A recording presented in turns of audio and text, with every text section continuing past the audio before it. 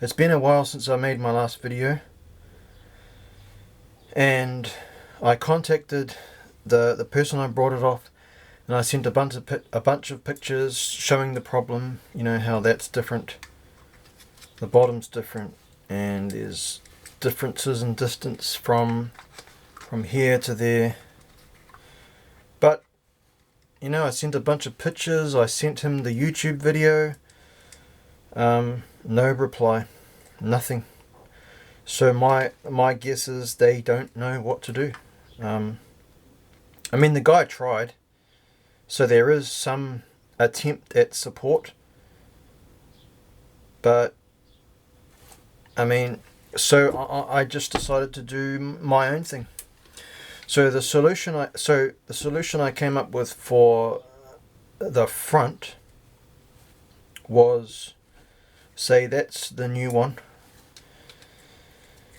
and this is another new one. See, they both have that GM racing GM thing on the front of the diff, whereas the originals don't.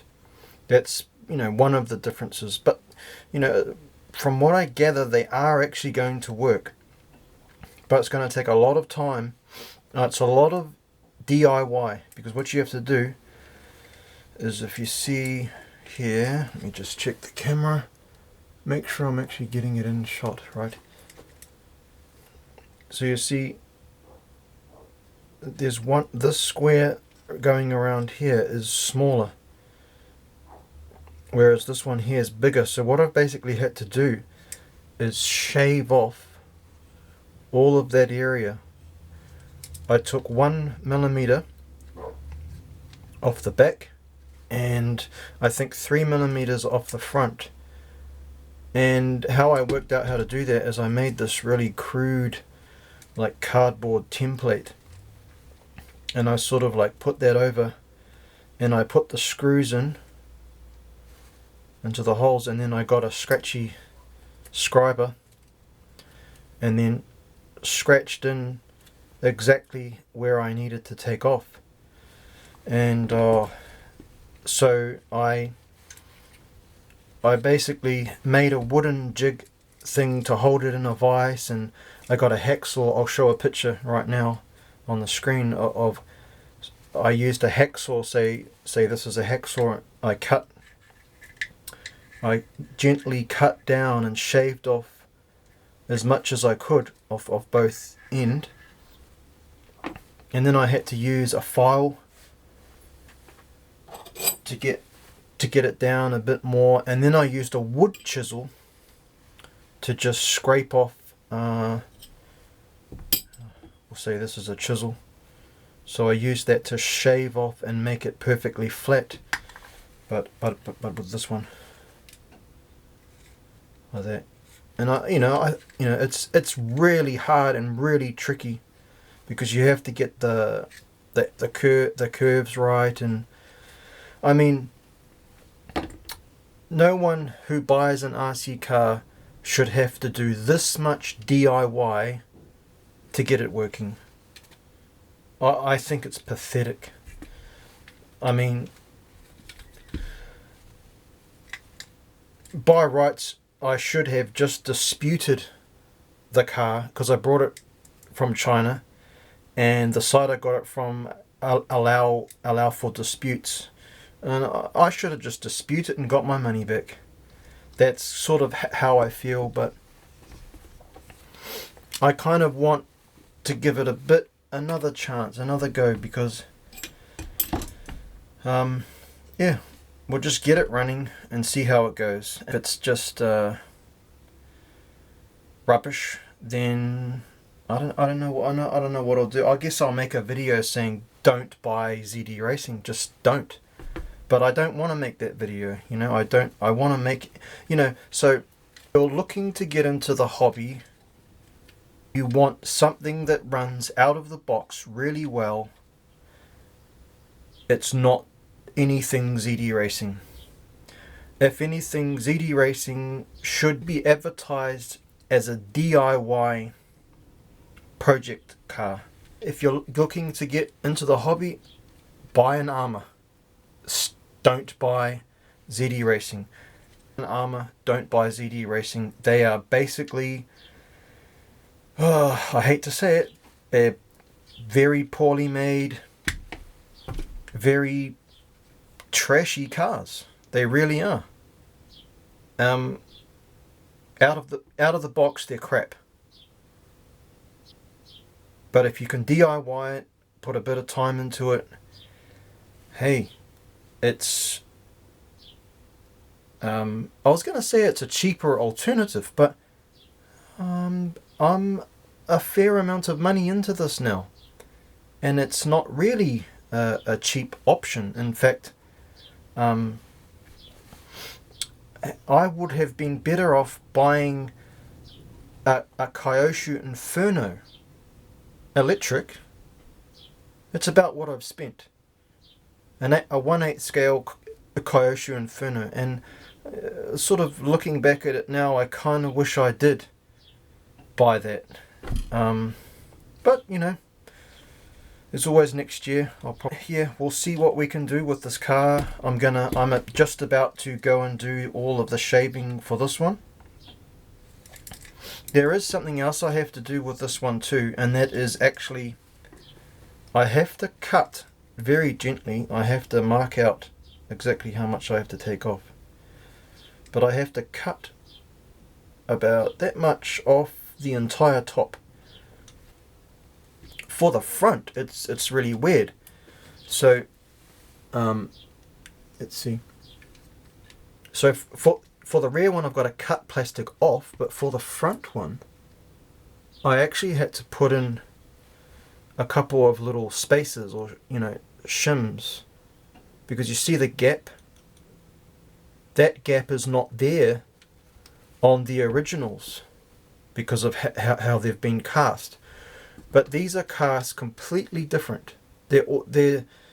I mean, they still fit. Thankfully, most of the measurements still fit, but a lot of the stuff is just completely different. And they advertise them as fitting all ZD Racing cars. No, they don't. Well, maybe the ones they sent me were faulty, but I mean, how do I get a different mold than what anyone else gets? So yeah, I've got to put the shims in here, and I've got to shave some plastic off this one to get them to work. But these diff housings are a lot better than what I got with it. Even though they're very similar, they're not the same, but these new ones are miles better in quality. You can go back and watch my previous videos where I outline everything wrong with these. Yeah. So we'll give a little update. I mean, it's the next day now, and I've got the diffs back on. I did have to actually shave off about 2 millimeters of plastic off that ledge there to get that on, because it didn't line up. And also, I think you can't see it now, but I think I showed it in the previous clip that I put shims over here. And I noticed one thing that I wanted to bring up, that everything, like all of the parts, how the new diff housings, they don't line up. They have to be DIY'd. And in fact, they sell them, they actually market them as a DIY diff. So these are DIY cars. They are. They're not going to be, they'll work out of the box. Like when you buy them, they will work, but they're probably not going to last. Not at all. Not unless you do what I'm trying to do here, to get everything adjusted and aligned and fitted correctly, because everything about it is just, everything just doesn't quite line up. And when I was putting this all back together, it was like this is bending that way, and it's almost like everything is, or everything was under like a spring, like a spring load. Everything is like spring loaded, so everything is, so you have to bend it all in to get screws in, and bend this over to screw that in, and it's like, but I managed to put it together in a way where I limited that boundness, I guess that's the word. So these are freely moving, well, slightly. That one there's a little tight at the top, but yeah, if you have if you have a ZD racing car and these don't move freely, it means everything in the diff housing where it all connects is bound up.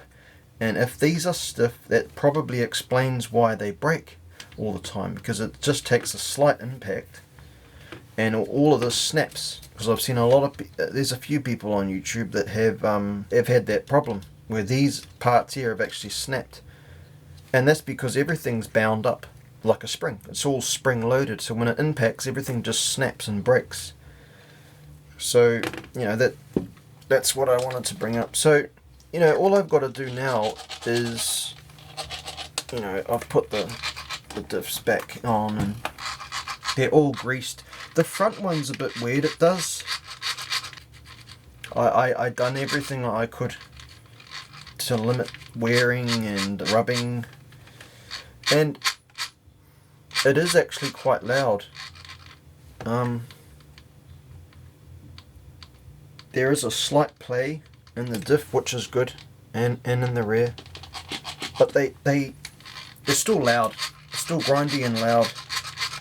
But I mean, what can you do? That's it. So I'll make another update when the whole car's back together, I think, and this will probably just be all part of one video.